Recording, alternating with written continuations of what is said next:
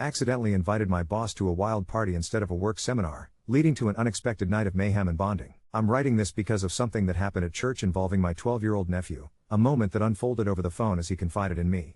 Every few months, his church holds a Youth Sunday, a big day where the youth pastor delivers the sermon to the adults and the youth band leads worship, giving the regular worship team a break. On these Sundays, the young people handle everything: the announcements, passing the tithe baskets, even performing a special song as the baskets go around. This time, my nephew was chosen for the special song. The plan was for him to play a worship piece on the piano, a first for him in the adult service. Although he isn't in the youth band, he's been taking piano lessons for a few years and has played at smaller recitals. But the church is no small crowd. They hold 2 services with more than 1,000 people in attendance. That kind of audience can make anyone nervous. When his big moment finally arrived, nerves took over. My nephew sat down at the piano bench, but instead of starting to play, he broke down crying. The pressure and embarrassment overwhelmed him. One of the youth leaders saw what was happening and hurried over to comfort him, but it was clear he couldn't hold it together. The church, thankfully, was supportive. As the leader gently led him off stage, the entire congregation stood and gave him a heartfelt ovation. Last week, he called me, still processing everything. He was angry with himself at first, but that quickly transformed into a fierce motivation to try again. When Youth Sunday rolls around next, he wants another shot at playing his song. The youth pastor was impressed by his determination and even gave him the green light to play the same piece next time. But frustration crept in for a different reason. That week, my nephew told me his dad had said no after he relayed the youth pastor's permission. That's when the arguments between his parents started. His mother believes he should have another chance, but his father stands firm that church isn't the place for this kind of redemption. My nephew and his mom have been trying to bring him around, but he won't budge. Although I'm not a Christian anymore, I grew up religious, I see so much potential in what could be a powerful, unspoken testimony, a young person returning to the same stage and overcoming his fears in a way that could inspire everyone watching. I just couldn't understand why my brother refused to support this. I decided to call my brother and hear him out. He told me the reason he said no was because, in his mind, this next performance wouldn't be about God anymore. He felt it would become an act of personal redemption, and that should happen somewhere else, like in a recital outside church. I tried to tell him how proud he should be of his son's determination, but he just repeated that church wasn't the place for this and that I didn't really understand. He told me it was none of my business. I argued that church is, at its core, a place for redemption and that my nephew's perseverance could touch the hearts of others. Still, he wouldn't move. Honestly, I can't wrap my head around a parent not wanting to support his son, especially when even the youth pastor was all for it.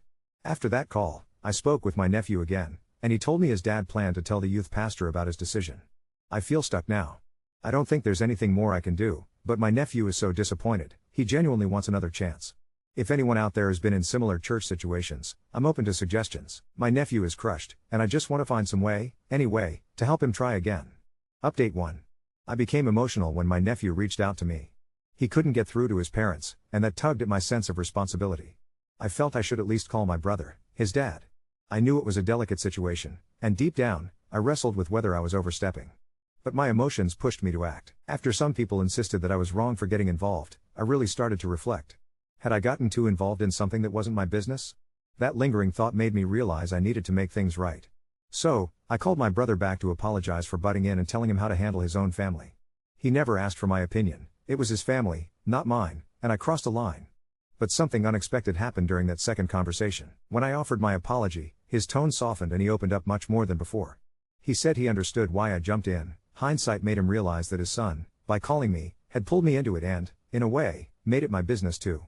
That was the first real glimpse into how he felt. He told me he'd spoken to his son about the importance of not going around mom and dad's decisions by asking someone else, like when a kid asks mom for ice cream after dad already said no. He saw it as a kind of disrespect that most parents try to address. Then he explained why he was sticking to his decision to say no to the youth pastor's offer to let his son try again. According to him, sometimes, you just don't get a second chance in life, and his son needed to learn that now. I tried to push back gently, explaining that, of all places, church could be the best environment for a second chance. Isn't church supposed to be a family where we build each other up? The Bible even says in 1 Thessalonians 5:11 to build each other up in Christ, and what better place for God to use his son's perseverance as a testimony? I even brought up that old VeggieTales movie about Jonah, how God is a God of second chances. That was all his son was asking for, another shot. But my brother wasn't moved. He insisted that church was about God, not about glorifying individuals with second chances. When I questioned why the youth pastor would offer his son another try if it wasn't God's will, my brother admitted something he hadn't before. The standing ovation his son got from the congregation upset him. He compared it to a participation trophy. His son didn't play, so why did he deserve applause? That kind of attention, he said, was embarrassing, especially after several people came up after church to encourage his son to try again next time. I tried to reason that people gave the ovation out of encouragement. They just wanted to support a young person. But my brother stuck with his stance. His son wouldn't learn if there were no consequences, and being given another chance a few days later at youth group wasn't realistic. It wasn't how life works, he insisted. He told me he planned to talk to the youth pastor about it, and that was basically the end of our call. I told him, honestly, that I respectfully disagreed, but that I wouldn't interfere again since, technically, it wasn't my place. Still, I suggested he seek a second opinion from someone else in the church before acting, but he declined. He thanked me for reaching out, and that was that. It feels like a real missed opportunity for my nephew, and deep down, I'm frustrated that there's nothing more I should or could do. I genuinely hope new opportunities arise for him. I even found it ironic that I tried to use Christian language to convince my brother, considering I walked away from the church years ago. There was another reason this hit home for me. A coworker of mine often vents about his own son. His boy was a star student, graduated high school with honors, and did exceptionally well in community college, planning to transfer to a university. But then it all unraveled: addiction, dropping out, almost 2 years without attending classes, refusing to work or pay rent. His parents are divided about whether to evict him or not, but it's just heartbreaking to see potential wasted like that. So when my nephew reached out to me, embarrassed because he got too scared to play that day, I felt like rewarding that motivation to try again was important. Stopping him from trying could rob him of a valuable life lesson, the kind of lesson he could draw strength from in tougher times ahead. Witnessing my coworker's son losing his drive made me realize how rare and precious it is when a child is still motivated. Part of me still wishes I'd brought up my coworker's story to my brother, though it might not have changed his mind. In the end, I honestly suspect that my brother's sense of embarrassment over the standing ovation and attention factors more into his decision than he's willing to admit. I just hope he doesn't let that outweigh what's truly in his son's best interests. Update 2. There are 2 reasons I feel compelled to share what happened next. The first is that my nephew called me to let me know that my brother spoke with the youth pastor and asked him to remove his son from July's Youth Sunday lineup. He was supposed to perform the same song again while the tithing baskets were being passed. My brother's excuse to the youth pastor was that God told him he wasn't ready, and he passed that same reasoning to my nephew. He added that he needed more time, insisting that jumping back into things would be rushing it. The youth pastor seems like a kind guy. He complied and took my nephew off the July lineup, though he mentioned he could try again in August if that would be better. As I tried to encourage my nephew on the phone, I couldn't help but reflect on the situation more deeply. It's so clear to me that when a child reaches out for help about something that isn't inherently wrong, something as wholesome as wanting a second chance to play music in church, every adult around owes that child real consideration. Of course, parents have the final say in their family, but in this situation? The church was encouraging, the youth pastor gave the green light, and yet my brother spun a story about God just to mask his own insecurity. It stinks of hypocrisy to me. My brother's embarrassment somehow overrode the church's invitation and the youth pastor's spiritual insight? What, does God only speak to my brother, and never when it's inconvenient for him? Then there's this: by refusing my nephew a second chance, my brother is contradicting the very heart of Christianity. He's so fond of saying that you don't always get second chances, but that's absurd, even blasphemous, considering the doctrine of grace. If humanity hadn't been granted a second chance after eating from the tree in Genesis, then by Christian doctrine, we'd all be lost. The entire faith is based on God sending Jesus as a path to redemption, precisely because people get more than one chance. How can my brother, inside the church, turn that lesson upside down for his own son? During our call, I could tell my nephew's hope had waned. After asking his dad if he could play in August, my brother flatly said no. When my nephew asked how long, the answer was an indefinite, until I say otherwise. That, combined with the constant tension at home, pushed my nephew to admit he doesn't want to play piano at church anymore. He told my brother as much, and this time my brother didn't fight him on it, simply saying, the focus should be on God in church and nothing else. My nephew is just burnt out from all the arguing, the waiting for some invisible finish line that keeps moving. With the way his dad keeps shifting the goalposts, I truly can't blame him for turning away from it all. Even his mother, who was originally open to him trying again, has ended up standing with my brother now. When I talked with my nephew, I tried my best to redirect his passion elsewhere, his next recital, for instance. I promised I'd try to attend it. I wanted to make it clear that he did nothing wrong. I told him adults choke up too, but the real strength is getting back up. I even threw in a sports analogy, sharing how legends like Peyton Manning were denied second chances with one team, only to prove everyone wrong somewhere else. After neck surgery, the Colts let him go, but he went on to become Superman in Denver and win the Super Bowl. I also vowed to do something fun next time I see him, whether that's ice cream or a movie, anything to give him a much-needed break. Since I only see them for holidays due to how far apart we live, I'm even considering time off from work to visit sooner, just to cheer him up. I've been hunting for the new Nintendo device, which seems to be sold out everywhere, and brainstorming other ways to bring some light into his life. As for my brother, I wrestled with calling him directly, apologizing for stepping in after getting some bad advice. But in the end, I typed out an email. Seeing my thoughts on the page helped me keep it measured, not accusatory. I told him, as gently as I could, that while it wasn't my place to parent his family, I wanted to offer one more perspective on the matter. I reminded him about the message of second chances that lies at the center of our faith, God sending Jesus to redeem us all, not blaming or shaming, just asking him to think about it. I urged him to reach out to someone else from church, to get another spiritual opinion, since the church seemed to support his son. Even if July was off the table, August wasn't. Wouldn't that help heal things, instead of breeding resentment toward the church, toward his family? If my nephew ever decides to turn away from Christianity, he'd be entirely justified, whatever the reason. But if it comes down to something as fragile as a parent's bruised ego, that's especially heartbreaking. I can only hope my brother considers what I've said, though so far there's been no reply. As much as I wanted to unleash the full fury of my anger, because it's people like him who fuel the worst stereotypes of Christians, hiding behind God to excuse their pride, I held back. Coming off as aggressive would flip the switch and shut his mind down. All I can do now is hope he'll seek wise counsel from a church that has clearly been nothing but supportive of his son. After all this, the final sticking point is so telling. My brother said no because it wouldn't be about God anymore. He insisted his son didn't deserve the standing ovation since he didn't actually play, likening it to handing out a participation trophy. He even said it was embarrassing to be approached after service by people encouraging his son. I tried to explain that the standing ovation was about encouraging a young member in the congregation, but he wouldn't have it. He argued that without consequences, there's no lesson learned, and that being offered a second try at youth group wasn't how life usually works. And there it is. Update 3. I wasn't planning to write another update, but something happened yesterday that I can't stop thinking about. My nephew called me again, and this time it wasn't about the piano situation at all. He started by asking if I remembered his friend Jake from church, the kid who plays drums in the youth band. I vaguely recalled him mentioning Jake before, so I said yes. Then my nephew dropped something that caught me completely off guard. Uncle, I think Jake's dad is cheating on his mom, and Jake asked me not to tell anyone, but I don't know what to do. My heart sank. Here's this 12-year-old kid, already dealing with his own disappointment about the piano situation, now carrying the weight of his friend's family secrets. I asked him to tell me what happened, and the story he shared was troubling. Apparently, Jake had confided in my nephew after youth group last Wednesday. Jake's parents have been arguing more lately, and his dad has been coming home late from work several nights a week, claiming he's picking up extra shifts. But Jake said he saw text messages on his dad's phone from someone named Michelle with heart emojis, and when his mom called his dad's work last week to bring him dinner, they told her he'd left hours earlier. What made it worse was that Jake had apparently tried to talk to his mom about it, but she brushed him off, saying he was imagining things and that he shouldn't be looking at his father's phone. So Jake felt completely alone with this information, which is why he turned to my nephew. I found myself in an impossible position. Here's my nephew, who's already feeling disconnected from his church community because of his dad's decision, now being pulled into another family's crisis. I told him he was a good friend for listening to Jake, but that this was definitely something an adult needed to handle. I suggested he encourage Jake to talk to the youth pastor, but my nephew said Jake was terrified his parents would find out he'd been snooping. Then my nephew said something that really got to me. I just don't understand why adults make everything so complicated. First, Dad won't let me play piano because it's not about God, and now Jake's dad is lying to everyone at church while pretending to be this perfect Christian family. The cynicism in his voice was heartbreaking.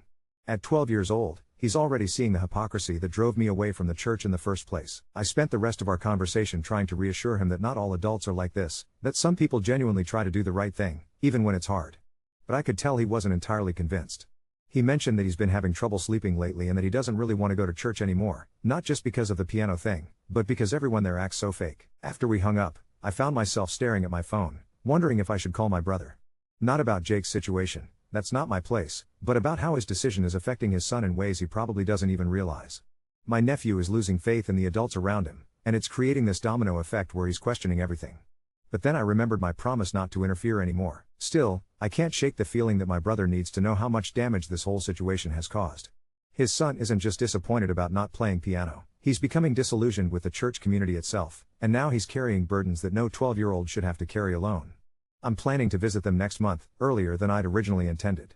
Maybe seeing my nephew in person will give me a better sense of how he's really doing. And maybe, just maybe, I'll find the right moment to have a gentle conversation with my brother about the bigger picture here. For now, all I can do is be there for my nephew when he needs someone to talk to. But I'm genuinely worried about what this is all doing to him. Update 4.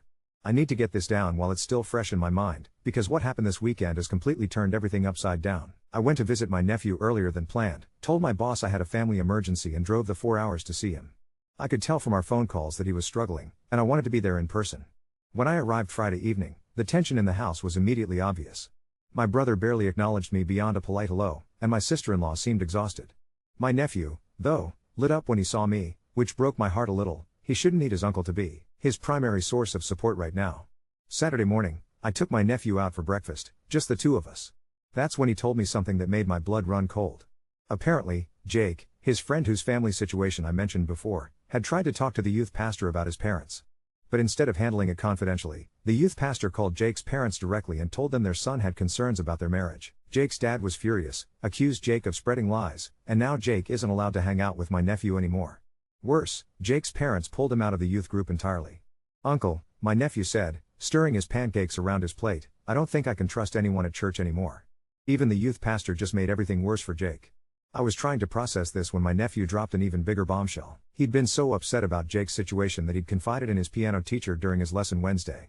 And his piano teacher, a woman in her 30s who teaches lessons out of her home studio, had said something that stuck with him. "Sometimes the people who talk the loudest about God are the ones who understand him the least." But here's where it gets complicated.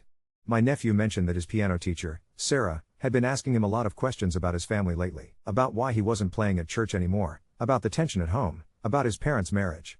At first, I thought she was just being supportive, but something about the way my nephew described these conversations made me uncomfortable. When we got back to the house, my brother pulled me aside. He looked haggard, like he hadn't been sleeping well. "I need to tell you something," he said, and his voice was shaky. "I think I made a mistake about the piano thing." I waited for him to continue. "The other night, I was lying in bed thinking about what you said in your email. About second chances being at the heart of our faith. And I realized that maybe I wasn't protecting my son from embarrassment. Maybe I was protecting myself." His voice cracked. "The truth is, when everyone gave him that standing ovation, I felt like they were judging me as a father. Like they thought I should have prepared him better, or that I was pushing him too hard." I wanted to say something, but he held up his hand. "But there's something else. Something bigger." He looked around to make sure no one was listening. "I've been having problems. With my marriage. With my faith. I've been questioning everything lately, and when my son broke down at that piano, it felt like God was showing me that even my family was falling apart." The irony wasn't lost on me. Here was my brother, finally admitting to the kind of crisis that drove me away from the church years ago, while his son was losing faith for entirely different reasons. But then he said something that made my stomach drop. "I think someone at church knows about our problems." Last week, Sarah, my son's piano teacher, approached me after service. She said she was concerned about our family and wanted to know if we needed counseling. But the way she said it, it felt like she knew something specific. I felt pieces clicking together in a way I didn't like. "What kind of problems are you having?" I asked carefully. My brother looked away. "My wife and I. We've been seeing a marriage counselor. Someone outside the church, because we didn't want it to become gossip. But somehow, people seem to know anyway. And Sarah, she's been very friendly lately, offering to help with anything we need, asking about taking extra care of my son during this difficult time." The picture was becoming clearer, and I didn't like what I was seeing. Here was my nephew, vulnerable and disappointed by the adults in his life, spending one-on-one time with a woman who seemed unusually interested in his family's private business. "Have you talked to your son about what he discusses with Sarah during lessons?" I asked. My brother frowned. "Why would I need to? She's his teacher." That evening, I made a decision that I'm still second-guessing. I asked my nephew if he wanted to show me some of the songs he'd been learning. We went to the piano in their living room, and while he played, I casually asked him about his lessons with Sarah. "She's really nice," he said. "She always asks how I'm feeling about everything. She says I can tell her anything because teachers have to keep secrets, like doctors do." A chill ran down my spine. "What kind of things do you talk about?" "Just stuff. Like how sad I am about not getting to play at church. And how mom and dad have been fighting more. She says it's not my fault when parents have problems, and that sometimes kids need to have a safe adult to talk to when their parents are too stressed." I kept my voice casual. "Does she ever ask you about specific things your parents say or do?" My nephew nodded. "Yeah, like last week she asked if dad had been staying late at work, or if mom seemed sad about anything particular. She said it was because she cared about our whole family and wanted to make sure I had support." Every alarm bell in my head was going off, but I didn't want to scare my nephew or make him feel like he'd done something wrong. Instead, I told him he was a good kid and that he should always feel comfortable talking to his parents or me about anything, even if other adults told him it should be a secret. Now I'm lying in their guest room, staring at the ceiling, trying to figure out what to do with this information. Is Sarah just a concerned teacher, or is she inappropriately inserting herself into my nephew's family situation? Is my brother's paranoia about someone at church knowing their business actually founded? And how do I protect my nephew without overstepping again? The kid has already lost faith in the youth pastor, feels betrayed by his father's decision about the piano, and now I'm worried that the one adult he thinks he can trust might have her own agenda. Tomorrow I'm planning to suggest to my brother that maybe it's time for my nephew to take a break from piano lessons, at least until their family situation stabilizes. but I have a feeling this conversation is going to be just as difficult as all the others. Update 5. I wish I could say the situation got better after my visit, but what happened next has left me questioning everything I thought I knew about my family. The conversation I had with my brother about Sarah, the piano teacher, went even worse than I expected, and now I'm genuinely worried about my nephew's well-being. Sunday morning, before I was supposed to drive home, I pulled my brother aside and carefully brought up my concerns about Sarah's questions. I tried to be diplomatic, suggesting that maybe it would be good for my nephew to take a short break from lessons while the family worked through their issues. My brother's reaction was immediate and defensive. "You've been here 2 days and you're already telling me how to handle my son's education?" he snapped. Sarah has been nothing but supportive. She's one of the few people at church who actually seems to care about what we're going through. That's when it clicked. "Wait," I said. "Sarah goes to your church?" My brother nodded, looking confused by my surprise. "Of course she does. That's how we found her. She's been teaching kids in the congregation for years. She even plays piano for the early service sometimes." My stomach dropped. This wasn't just some random piano teacher asking inappropriate questions. This was someone embedded in their church community, someone with access to information and gossip, someone who could easily piece together details about their family from multiple sources. I tried to explain my concerns more directly, telling him about some of the specific questions Sarah had been asking my nephew. But my brother just got more agitated. "You know what I think this is really about?" he said, his voice rising. "You can't stand that there's finally an adult in my son's life who's actually encouraging him. You've been so focused on undermining my parenting decisions that now you're suspicious of anyone who shows him kindness." The conversation devolved from there. He accused me of trying to isolate my nephew from positive influences because I wanted to be his only confidant. I tried to explain that wasn't it at all, but he wouldn't listen. Finally, he told me that maybe I should head home early if I was going to keep stirring up trouble. So I left. But not before talking to my nephew one more time. I found him in his room, reading, and sat down on his bed. "Hey, buddy. I want you to know that no matter what happens, you can always call me if you need to talk about anything. And I mean anything, even if someone tells you it should be a secret." He looked up from his book with those serious 12-year-old eyes and said, "Uncle, can I ask you something? Do you think Sarah likes Dad?" The question hit me like a punch to the gut. "What makes you ask that?" "I don't know. Sometimes when she asks me about him, her voice gets different. And last week, when Mom picked me up from my lesson, Sarah came out to the car to talk to her. Mom seemed upset after, but she wouldn't tell me why. I chose my words carefully. Sometimes adults have complicated relationships, buddy. But what matters most is that you feel safe and comfortable. If anyone ever makes you feel weird or asks you to keep secrets from your parents, you should tell them right away, okay?" He nodded, but I could see the wheels turning in his head. The drive home was miserable. I kept replaying the conversation with my brother, wondering if I really was overreacting. Maybe Sarah was just a caring teacher. Maybe I was projecting my own distrust of the church onto an innocent situation. But then, Wednesday night, my nephew called me in tears. "Uncle, something happened at my lesson today, and I don't know what to do." Through his sobs, he told me that Sarah had asked him to stay after his regular lesson time because she wanted to check in with him. She'd made him hot chocolate and sat very close to him on the piano bench while they talked. She'd asked him detailed questions about his parents' arguments, what they fought about, whether his dad had been staying out late, whether his mom seemed lonely. But here's the part that made my blood boil. She'd told my nephew that she was worried his parents might get divorced, and that if that happened, she wanted him to know he could always come stay with her for a while if he needed somewhere safe to go. She'd made him promise not to tell his parents about the offer because they have enough to worry about right now. She kept touching my shoulder and my hair while we talked. My nephew whispered into the phone. And she said I was such a mature young man and that she felt closer to me than most of her adult friends. It made me feel weird, uncle. Like the way she was looking at me was wrong somehow. I was gripping the phone so hard my knuckles were white. "Did she do anything else? Touch you anywhere else?" "No, but..." She asked me if I ever felt lonely, and when I said yes, she said she gets lonely too, and that maybe we could help each other feel better. Then she asked if I thought she was pretty. That was it. I told my nephew he did absolutely nothing wrong, that his instincts were right to feel uncomfortable, and that he needed to tell his parents immediately. He was terrified they wouldn't believe him, especially his dad who thought Sarah was so wonderful. "What if Dad thinks I'm lying because I'm still mad about the piano thing?" he asked. I promised him I would help him tell them, and that no matter what, I believed him and would support him. I called my brother that night. He didn't answer. I called again the next morning, and when he finally picked up, his voice was cold. "If you're calling to apologize for Sunday, I'm listening." "I'm calling because your son needs you to listen to something important," I said. "Something happened at his piano lesson that you need to know about." The tone shifted immediately. I could hear the parental alarm in his voice. "What happened? Is he hurt?" I told him everything my nephew had shared with me, word for word. The silence on the other end of the line stretched on so long I thought the call had dropped. Finally, my brother spoke, and his voice was barely a whisper. Oh God, what have I done?" "What do you mean?"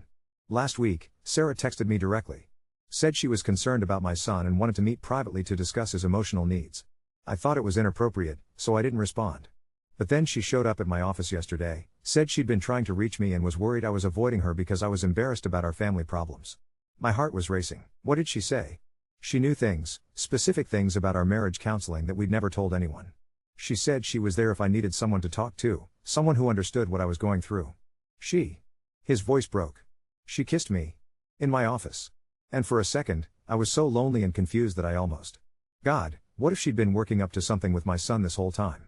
The pieces were falling into place in the most horrifying way possible. Sarah hadn't just been inappropriately interested in their family drama, she'd been systematically working her way into their lives, using my vulnerable nephew to gather information, and now making moves on his father while simultaneously grooming the child. Where is she now?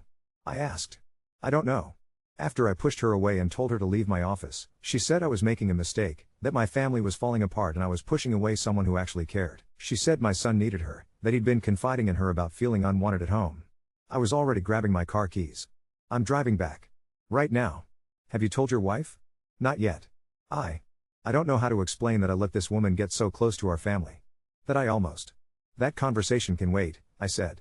Right now, you need to make sure your son is safe and never goes back to that house for lessons. And we need to figure out if she's done this to other families. As I write this, I'm back in my car, driving through the night to get to my nephew. My brother texted an hour ago, talk to my son. He's safe. Called the youth pastor to warn him about Sarah. Found out she's done this before with another family 2 years ago. They left the church quietly. Police are involved now. I don't know what I'm going to find when I get there, but I know my nephew is going to need all the support he can get. And I know that despite everything, the piano incident, the arguments, the mistrust, this crisis might actually end up bringing their family closer together. Sometimes it takes something this serious to show you what really matters.